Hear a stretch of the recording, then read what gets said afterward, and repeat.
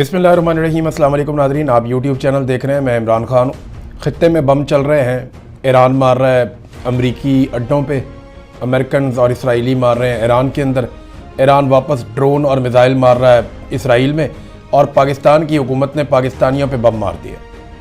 इतना बड़ा मिसाइल मारा है पाकिस्तानियों पे कि पाकिस्तान की तारीख़ में आज तक किसी ने इतना बड़ा जुल्म पाकिस्तानियों पे नहीं किया। ये जनाब शहबाज शरीफ की हुकूमत है जो अवाम के वोटों से तो आए नहीं, तो अवाम की इनको फिक्र भी नहीं है। इन्हें पता है कि आसिम मुनीर साहब इन्हें पकड़ के लाए इक़्तिदार में और जाली फार्म 47 पे इनको लाकर बैठा दिया। डील ये है कि इन्होंने आसिम मुनीर साहब से इक़्तिदार लिया और बदले में आसिम मुनीर साहब ने इनसे इक़्तिदार लिया, यानी उन्होंने लाकर इनको हुकूमत में बैठाया, इन्होंने उनको एक्सटेंशन दी और साथ में उनको इस्तिस्ना भी दे दिया, फील्ड मार्शल भी बना दिया, और अब ये मिलकर अवाम की खाल उतार रहे हैं। यानी गैर ज़रूरी तौर पर इन्होंने पागलपन की हद तक पेट्रोलियम मसनूआत की पाकिस्तान में कीमतें बढ़ा दी हैं। जंग लगी है खित्ते में और अभी सिर्फ चंद दिन हुए हैं, आबनाए हुर्मुज़ बंद हुई है, वहां से जहाज नहीं आ रहे। हुकूमत ने दावा किया था कि इनके पास बहुत सारा तेल पड़ा हुआ है, लेकिन इन्होंने जो कीमतें बढ़ा दी हैं वो इस लेवल तक बढ़ा दी कि हुकूमत के अपने हमायती, इनके अपने टाउट्स, इनके अपने दरबारी वो सर पकड़ के बैठ गए। वो ट्वीटें कर करके कह रहे हैं कि यार ये क्या तबाही फेर दी।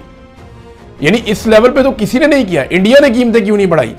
जंग खाली पाकिस्तान के लिए लगी है, बाकी जो आसपास मुल्क हैं किसी ने कीमत ऐसे नहीं बढ़ाई जो पाकिस्तान ने कर दिया अपनी अवाम के साथ। इन्होंने तो ऐसा लगता है कि ये बहाना ढूंढा है, बाकी मुल्कों ने अपनी अवाम के साथ ये नहीं किया। खित्ते में सबसे महंगा पेट्रोल पाकिस्तान में हो गया 55 रुपए लीटर, इन्होंने कीमत बढ़ा दी है। अब आप जब 1 लीटर खरीदेंगे डीजल तो वो आपको पड़ेगा 336 रुपए का। 336 रुपए का लीटर आप डीजल खरीदेंगे आप पाकिस्तान में। देखिए चंद चीजें मैं आपको बताऊं। एक तो खित्ते में सबसे महंगा पेट्रोल अब हमारे पास है, और सबसे नकम्मे, नलायक और बदनीयत हुक्मरान भी हमारे पास है। नंबर 2, आलमी मंडी की निस्बत हमने इजाफा ज्यादा कर दिया। यानी आलमी मंडी में अगर आप ये कहते हैं कि आलमी मंडी में तेल की कीमत बढ़ रही है, इस हिसाब से हमने ज्यादा कर दी, तो भाई आलमी मंडी में भी इतना बड़ा इजाफा नहीं हुआ, इतना बड़ा इजाफा आपने पाकिस्तान में कर दिया। और आप तो पहले ही अवाम का खून निचोड़ रहे थे, अवाम से इजाफी पैसे ले रहे थे। 100 रुपए के करीब तो, यानी 85 के करीब तो आप लेवी ले रहे थे सिर्फ अवाम से।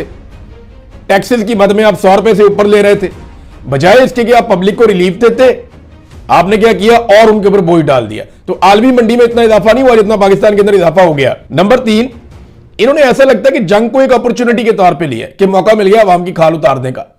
उतारो अवाम की खाल, क्योंकि इन्होंने अपने मुंह से कहा था, ये चौथा नुक्ता बहुत इंपॉर्टेंट है, इन्होंने अपने मुंह से कहा था कि हमारे पास तेल के काफी ज़खायर मौजूद है, कोई परेशान ना हो, बहुत तेल है हमारे पास, इन्होंने ये खुद कहा था, और काफी अरसे का तेल है हमारे पास, इन्होंने ये कहा था। हालांकि डीलर एसोसिएशन कह रही थी कि 2 हफ्ते का है, लेकिन ये कहते थे नहीं हमारे पास बहुत लंबा अरसा तेल है, बेफिक्र रहे। तो जो पहले तेल सस्ता खरीदा हुआ है उसी के ऊपर अवाम से इजाफी पैसे ले लिए, 55 रुपए लीटर। यानी ये तो अवाम को चूना लगाने वाली बात है ना, ये चूना लगा रहे हैं। मैं एक हकीकत आपके सामने रखता हूं कि इमरान खान साहब के दौर में इंटरनेशनल मार्केट में तेल की कीमत आज से भी ज्यादा थी, यानी आज $90 के आसपास। मैं भी चेक कर रहा था, ये सामने मेरे सिस्टम खुला हुआ है, इसके ऊपर मैं देख रहा हूं इंटरनेशनल मार्केट में इस वक्त जो ऑयल प्राइस है ये $90 के आसपास बता रहा है जब मैं ये देख रहा हूं। तो अब मुझे आप ये बताएं कि $90 अभी है, इमरान खान के दौर में $117 फी बैरल था। अभी भी जो इमरान खान साहब के दौर के अंदर पेट्रोल की आलमी कीमत थी उससे बहुत कम है अभी भी। उस कीमत के ऊपर इमरान खान 150 रुपए का डीजल पेट्रोल बेचता था, तो ये सारे जो है ना तत्ते तवे पे बैठ जाते थे, छलांगे मारते थे कि नहीं जी बहुत महंगा हो गया।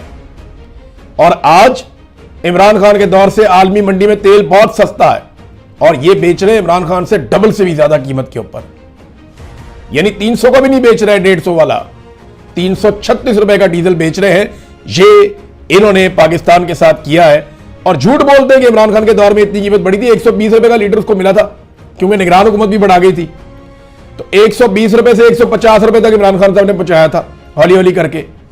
कभी कम होता था कभी ज्यादा होता, तो 150 तक पहुंचा था। इन्होंने 150 से उठा के पेट्रोल को 336 तक ले गए।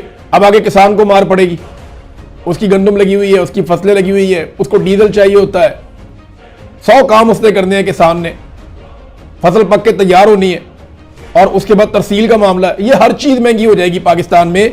जिस किस्म का इन्होंने ये हरकत की, ये तो कहते थे मोटरसाइकिल वालों को मुफ्त पेट्रोल दिया करेंगे हम। इनकी जलसों में आप तकरीरें उठा के सुने ना, ये आले शरीफ की और आले जरदारी की, और साथ में ये जो एक फौज ने बनाई थी पार्टी तरीके इस्तेकाम, इनकी तकारीर आप उठा के सुने। कहते थे जी हम जो बिजली कम इस्तेमाल करेगा 200-300 यूनिट उनकी बिजली मुफ्त, जो मोटरसाइकिल लेकर आएगा पेट्रोल पंप पे उसका पेट्रोल भी मुफ्त। ये मुफ्त पेट्रोल दे रहे हैं पाकिस्तानियों की, किसानों की इन्होंने कमर तोड़ दी है। इमरान खान रशिया गया था सस्ता तेल लेने के लिए, लेकिन जनरल बाजवा को एक्सटेंशन चाहिए थी, तेल नहीं चाहिए था कौम के लिए। यानी इमरान खान ने कहा था ना कि सस्ता तेल लेने गया हूं रशिया में, तो इन्होंने कहा नहीं नहीं नहीं, पता नहीं कौन सी साजिश हो गई। अमेरिकन के इन्होंने इतने कान भरे, उन्होंने साइफर भेज दिया, इन्होंने जनाब यहां पे सारे जर्नैल राजी करके रजीम चेंज कर दिया कि मुझे एक्सटेंशन मिल जाएगी। वो लैटरीन जो डिगा पे होना, वो जिसको एक्सटेंशन पड़ी थी वो ऊंधे मुंह लैटरीन में गिरा। अब उसका पता भी नहीं है, जिंदा है मर जाता है, उसके बारे में पता करने जाते हैं वो बताते ही नहीं है। फैमिली सोर्सेज से बात करते हैं, वो कहते हैं हमें बात करने की इजाजत ही नहीं है, पता नहीं उसके अंदर क्या मामला है। तो ये मेरी हमदर्दी है, कोई बंदा इस तरह चोट लग जाए तो, लेकिन मामला ये है कि उसको एक्सटेंशन चाहिए था ना, उसको सस्ता तेल नहीं चाहिए था। आज वाला भी वही कर रहा है और उस दौर वाला भी वही कर रहा था, इनमें कोई फर्क नहीं है, कोई फर्क नहीं है। महंगाई का तूफान आ जाए, अब आएगा, ये चूना लगाएंगे लोगों को। अब ये करेंगे क्या, मैं आपको ये बता देता हूं। इन्होंने तेल की कीमतें बहुत बढ़ा देनी है, आवाम को चूना लगा लेना है, सस्ता तेल जो खरीदा हुआ महंगा बेच देना है। जैसे ही सूरत थोड़ी सी कंट्रोल होगी, ये थोड़ा सा सस्ता करके आवाम पे आसान चढ़ा देंगे, क्योंकि इनसे कोई टारगेट पूरा नहीं हुआ। ये टैक्स इकट्ठा ही नहीं कर पा रहे, ये खसारे के अंदर हुकूमत जा रही है लगातार, कोई सरमायाकारी पाकिस्तान में नहीं आ रही। दहशतगर्दी की वजह से पाकिस्तान छोड़ के भाग रहे, पाकिस्तान में आने के लिए कोई तैयार नहीं है। इंटेलिजेंस का लगातार फेलियर हो रहा है, इदारे अपना काम कर ही नहीं पा रहे और बिला वजह के चौधरी बने हुए हैं। तो इन्होंने जो पाकिस्तान की हालत कर दी है, अब अवाम का खून निचोड़ेंगे तो पैसे, अब इनको ये देखें ना, डर फैला दिया इन्होंने कि जनाब पेट्रोल खत्म होने वाला है, पता नहीं कितने का हो जाएगा। तो इस डर की वजह से लोग बहुत ज्यादा पेट्रोल खरीदेंगे, गाड़ियां भरवाएंगे। इनको इस बात का आइडिया था कि एकदम बहुत बड़ी बिक्री होने वाली है पेट्रोल की, लिहाजा इन्होंने कहा पैसा बना लो इसमें भी। और अब ये पैसा बनाने का सारा खेल है। देखिए पाकिस्तान के साथ अमेरिका का क्या रवैया है, जिसके पास डोनाल्ड ट्रंप का फेवरेट फील्ड मार्शल है, जिसके पास आंखें मारने वाला, सलूट मारने वाला और चमकने वाला और चमकाने वाला वजीर आजम है फेवरेट डोनाल्ड ट्रंप का, वो जो है वो अमेरिका इजाजत नहीं देता। अमेरिका इजाजत किसको देता है? भारत को।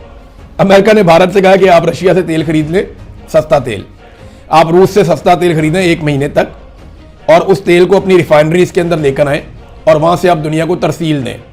यानी भारत ना सिर्फ रशिया से सस्ता तेल खरीद के लाएगा, यानी कल तक रूस का तेल अमेरिका कहता था कोई ना ले, अमेरिका पाबंदियां लगाता था कि रशिया का तेल कोई ना ले, कल तक अमेरिका ये कहता था।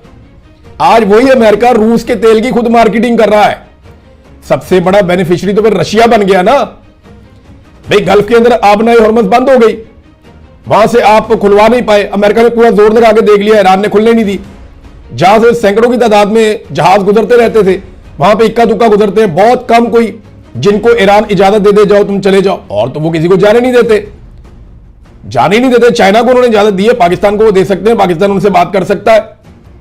लेकिन भारत को अमेरिका ने कहा कि रशिया से तेल ले लो, सस्ता तेल, और उसको अपनी रिफाइनरीज में तैयार करके दुनिया को बेचो और बहरान को काबू करो, और भारत पैसा बनाएगा इसमें भी। तो अमेरिका किसका सका हुआ? फेवरेट फील्ड मार्शल इधर है, सस्ता तेल लेगा इंडिया और पैसा भी बनाएगा इंडिया। ये जो फेवरेट फील्ड मार्शल और फेवरेट वजीर आजम है ना, ये अमेरिका ने ऐसी लात मारनी है ना पाकिस्तान को, और ये इन्होंने हमेशा मारी। हमें इन्होंने हमेशा इस्तेमाल किया टिश्यू पेपर की तरह, तारीख इसकी गवाह है, और ये होना हम होता हुआ देखेंगे। ये जबानी कलामी है, सारा कुछ फायदा सारा इंडिया का है। यानी ये रशिया के तेल की अब मार्केटिंग अमेरिका कर रहा है। मैं तो हैरान हो रहा हूं, जिस तेल पे पाबंदियां लगती थी, और ये खबर पूरी दुनिया में छपी हुई है। रशिया जो है ना वो बेनिफिशियरी है, वो भरपूर प्रोपेगेंडा भी कर रहा है, खुल के आ गया।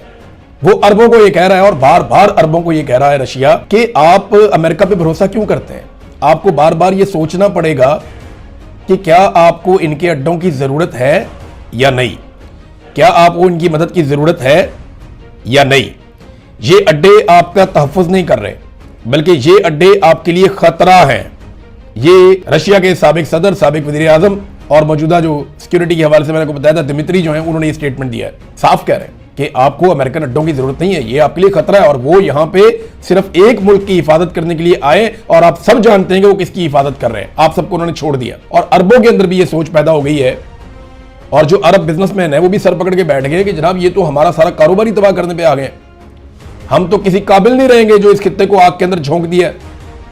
लिहाजा वो डर गए कि हमारी सिक्योरिटी जिन्होंने करनी थी वो हमारा मुल्क छोड़ छोड़ के भाग रहे। अभी तक 18,000 अमेरिकन यहां से निकलकर चले गए, बाकी लगातार निकलने की कोशिश कर रहे हैं। लेकिन हैरानकुन तौर पे अमेरिका बार बार पाकिस्तान के अंदर वार्निंग जारी कर रहा है, अमेरिकन को एडवाइजरी जारी कर रहा है अमेरिकन को। वो क्यों कर रहा है? क्या पाकिस्तान में कुछ होने जा रहा है, या अमेरिका का पाकिस्तान के हवाले से भी कोई प्लान है? मैं कुछ कह नहीं सकता अभी, लेकिन अमेरिका अगर वार्निंग जारी कर रहा है बार बार पाकिस्तान में, तो इसके पीछे कुछ ना कुछ तो जरूर है।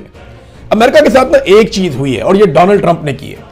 डोनाल्ड ट्रंप ने क्यों की ये मैं आपको आगे जाके बताता हूं, लेकिन डोनाल्ड ट्रंप ने अमेरिका के साथ एक काम किया कि अमेरिका की एक मिथ टूट गई है।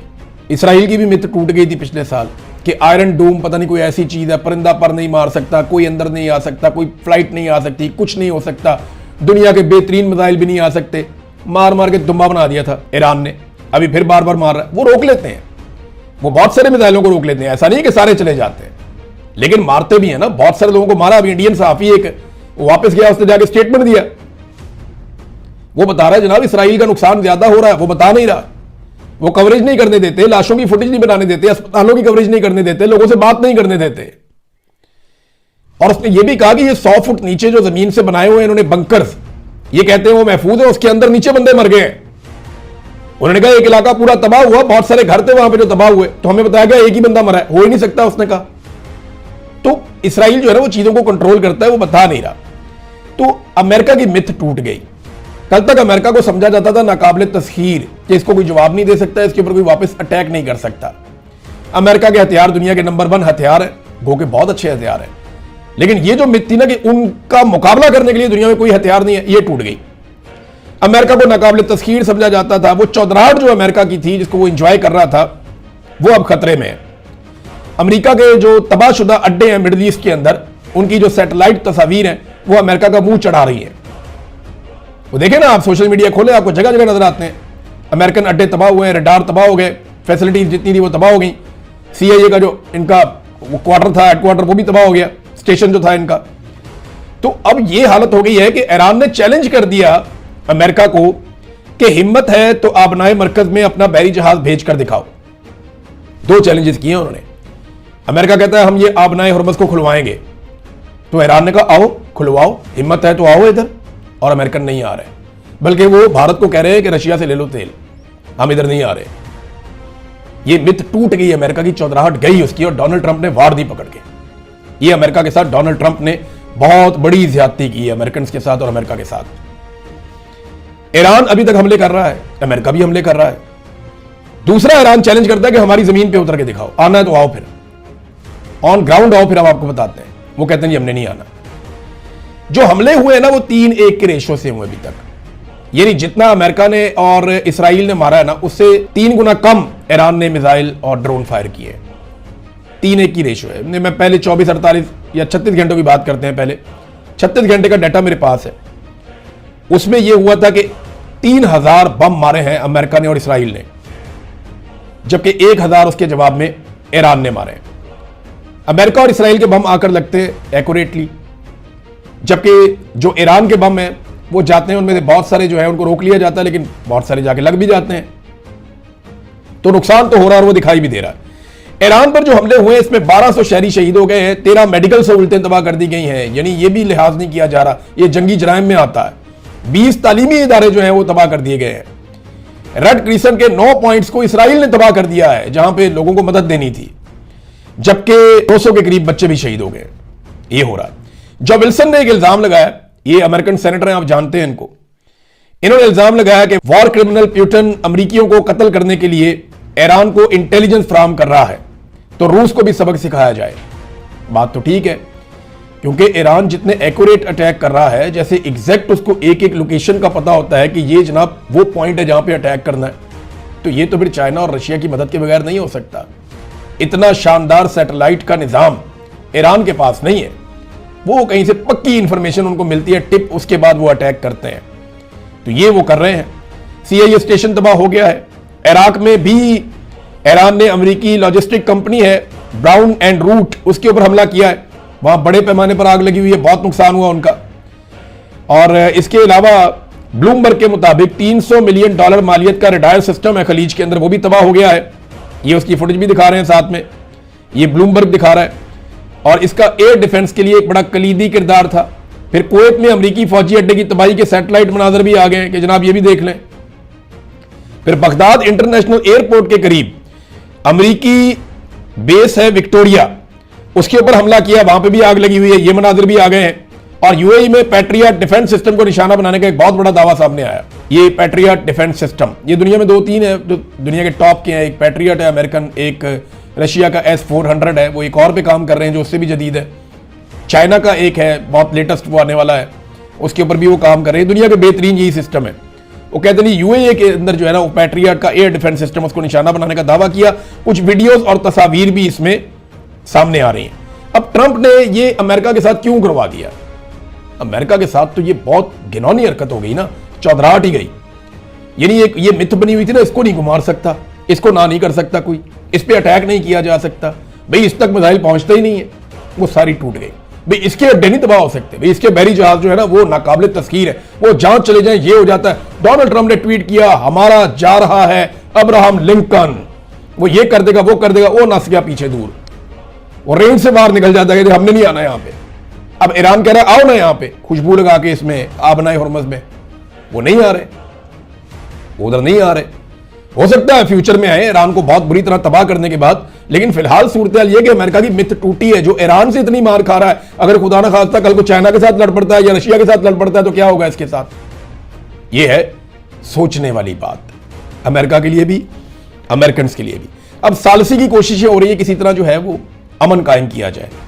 इसमें जो लोग अभी तक इंपॉर्टेंट रोल प्ले कर रहे हैं मैं आपको बता देता हूं। एक तो इसमें चाइना का बड़ा इंपॉर्टेंट रोल है, उन्होंने सारे मुल्कों से राब्ता किया है, ईरान से भी राब्ता किया है, और इसमें रूस का भी किरदार है।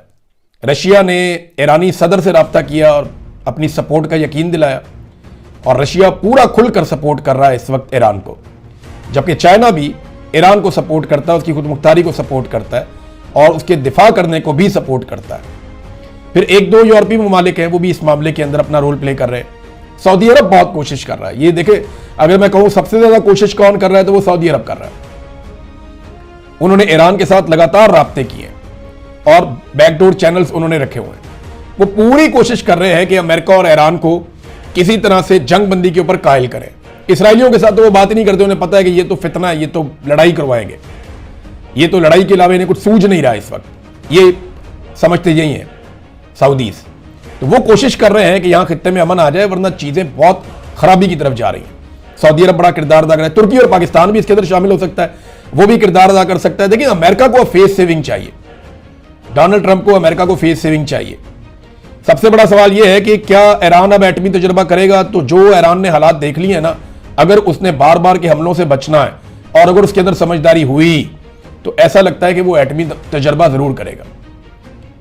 ईरान को यह समझ आ गई है कि ये तो मुझे बार बार मारेंगे, मुझे एटमी तजुर्बा करना पड़ेगा, क्योंकि अगर आज उसके पास एटम बम होता तो ये लड़ाई ना हो रही होती, वो आराम से बैठा हुआ होता, मुज़ाकरात कर रहे होते, जैसे वो बैठा हुआ है आराम से शुमाली कोरिया, उसको कोई नहीं छेड़ता।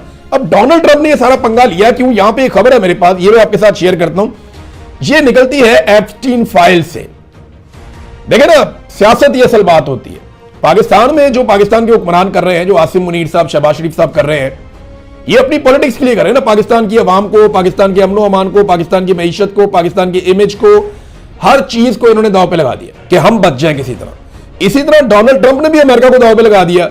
अमेरिका की चौधराहट, अमेरिका की मिथ टूट गई, अमेरिका की जो दुनिया के अंदर एक बनी हुई थी कि नाकाबिले तस्लीम, वो हर चीज उसने डोनाल्ड ट्रंप ने दांव पे लगा दी, उसकी इज्जत भी। और वजह क्या हुई ये मैं थोड़ी सी आपको खबर पढ़ के सुनाता हूं। ट्रंप ने 13 साल लड़की को जिनसी ज्यादती का निशाना बनाया। एप्स्टीन फाइल में नए इल्जामात और उसकी तफसीलात अब सामने आ गई हैं। ट्रंप को इस बात का पहले से पता था कि यह होने जा रहा है, क्योंकि ये मामला अदालत में चल रहे थे। यह रिपोर्ट उन दस्तावेजात पर मबनी है जो हाल ही में जेफरी एप्स्टीन के केस से मुतालिक मंजर-ए-आम पर आई है।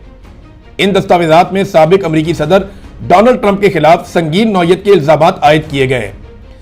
इल्ज़ामात की नौइयत यह है कि 1994 में डोनाल्ड ट्रंप ने, मैं यहाँ पे थोड़ा सा सेंसर कर दूंगा, हमारी खवातीन और घर में बच्चे भी देखते हैं बाद वीलॉग, तो मैं सिर्फ इतना आपको बताऊंगा, ये इल्ज़ामात एक खातून ने लगाए और उन्होंने कहा कि जब मैं छोटी थी 13 साल की तो डोनाल्ड ट्रंप ने ज़्यादती की थी, और ये दस्तावेज़ात इसके अंदर मौजूद हैं और बहुत सारी चीज़ें, इसकी जो तफसीलात हैं उनके अंदर मैं बिल्कुल नहीं जाता, जाना भी नहीं चाहिए क्योंकि लोग सुनते हैं, आप समझ गए होंगे।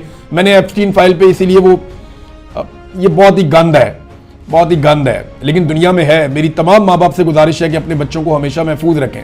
यहाँ बहुत दरिंदे हैं। अगर अमरीकी सदर का माजी ऐसा है, 94 में वो ये हरकतें कर रहा था, तो आप समझे कौन कौन यहाँ क्या कर रहा होगा। तो अपने बच्चों पर ना सिर्फ नजर रखें बल्कि अपने बच्चों को महफूज रखें, ये भी आपकी रिस्पॉन्सिबिलिटी है।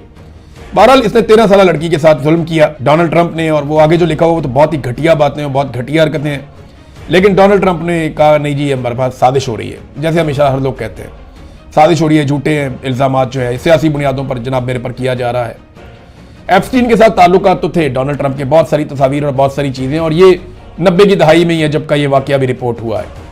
ये फाइलें उन अदालती कार्रवाइयों का हिस्सा हैं जो एप्स्टीन के मुतासरीन की जानिब से दायर किए गए मुकदमात के सिलसिले में ये खोली गई हैं।